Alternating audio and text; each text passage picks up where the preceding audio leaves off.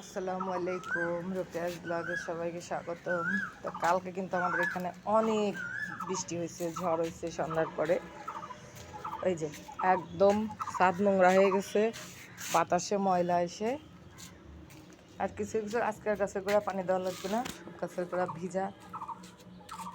পানি যদিও নিয়ে আসছিলাম আমি, যে কতটুকু বৃষ্টি হয়েছে। অনেক সময় দেখা যায় অল্প বৃষ্টি হলেও গাছের গোড়াগুলো ভেজে না। আর কালকে মাশাআল্লাহ অনেক বৃষ্টি হয়েছে। আজকে পানি রেখে দেবো, বিকালে রোদ হবে, তো রোদ হওয়ার পর বিকালে আবার দেবো গাছে। আরে হালুম শোনা, এই তোমার তোমার হচ্ছে সুন্দরবনে তুমি কি করো? এটা হচ্ছে হালম সোনার সুন্দরবন, তাই না মা? এটা হলো হালম সোনার সুন্দরবন। হালম সোনা ঘুরু ঘুরু করে। আজকে অবশ্য ছাদে খুব একটা নোংরা বালি টালি নেই। ওরও চিন্তা ভাবনা মনে হয় একটু গড়াগড়ি দেবে। এই চিন্তা ভাবনা কি গড়াগড়ি দেবা? হ্যাঁ পাগল, তুমি কি গড়াগড়ি দিবা? পাগল, হাঁটো হাঁটো, তাড়াতাড়ি হাঁটো, হাঁটো হাঁটো হাঁটো, ওঠো। গা চুলকাচ্ছে বসে বসে। গা চুলকাচ্ছে কেন তুমি? সব বাচ্চারা স্কুলে যাচ্ছে, ছাদের থেকে দেখা যাচ্ছে নিচে।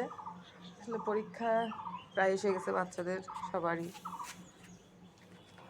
তো হচ্ছে ঈদ কাটলো, রোজা কাটলো, এখন তো স্কুলে পড়াশোনার একটা অন্যরকমই, বাচ্চাদেরও যাওয়ার একটাই। অনেকদিন পর স্কুল খুলছে, পুরাতন বন্ধু বান্ধবদের সাথে মানে দেখা হবে, অনেক মজা। আসলে ছোটোবেলার দিনগুলোই ভালো ছিল, লাইফের অনেক বেশি ভালো ছিল।